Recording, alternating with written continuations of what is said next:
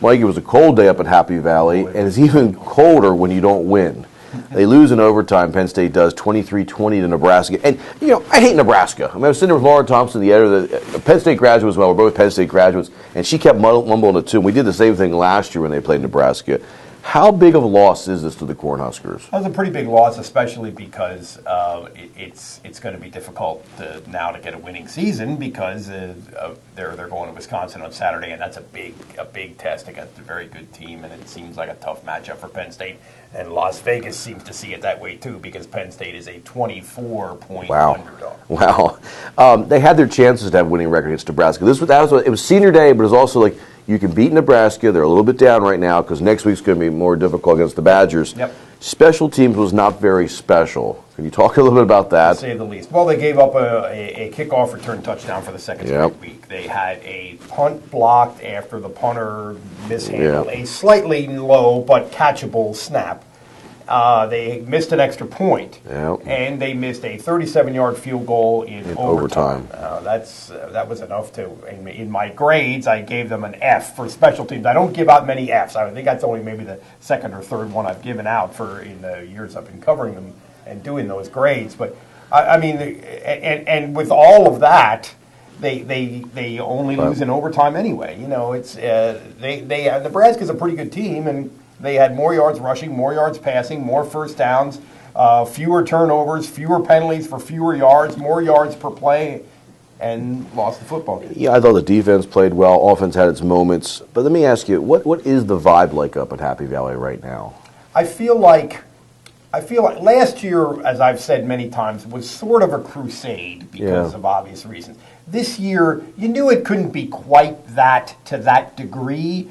And then I think a couple things happened during the year when they lost at Indiana, which is a team that Penn State has never lost to before. And after the game, Bill O'Brien, I think in his frustration and sort of mistakenly, said what was kind of a now infamous comment of this is, I don't think in any stretch of anybody's imagination that this is a normal Penn State football team, given the sanctions and the roster limitations they have, et cetera, et cetera. So what he was kind of conceding that, hey, we're playing with a stacked deck here, and I think that has a psychological impact. I thought getting slapped silly by Ohio State a couple weeks later had some impact, and I also think the lessening of the sanctions, in a weird way, sort of made everybody think more about next year, and we're just kind of marking time until we can really get serious again about competing. So I think all of that stuff happening in the period of about a month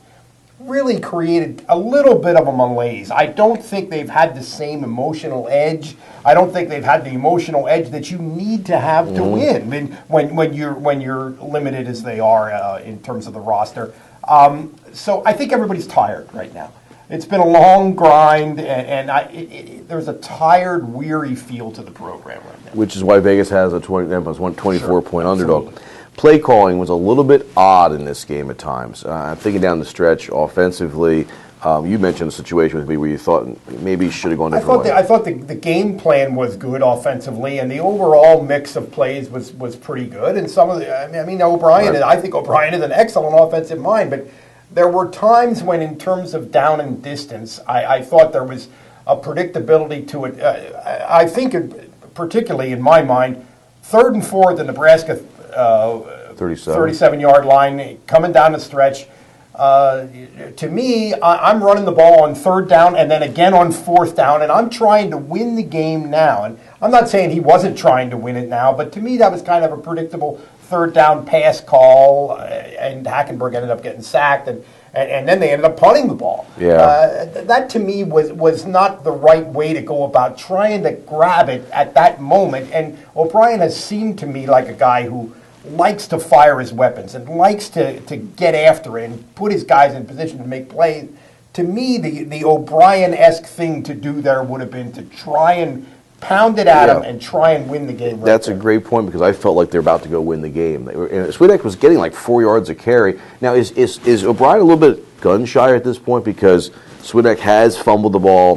Belton, when he was healthy, he didn't play in that game, but has fumbled the ball. Is there a reason why he didn't go to what should seem like a 4-down situation and just run the ball and get yourself the yards you need? I don't know. I don't know what the thinking was. And, he did pay. They did call a pass play. I mean, he's obviously trying. As O'Brien often says, I don't call a pass play expecting it to be incomplete. I mean, of course not. But, I just feel like if you're going to go, if you have this tendency to go for it on 4th down, which I think is a good tendency, I don't think it's a gamble. I think it's the odds are with you on that. If you're going to do that, then you've got to play call that with that in mind on 1st, 2nd, and 3rd down. And I think he's gotten away from that a little bit. Right.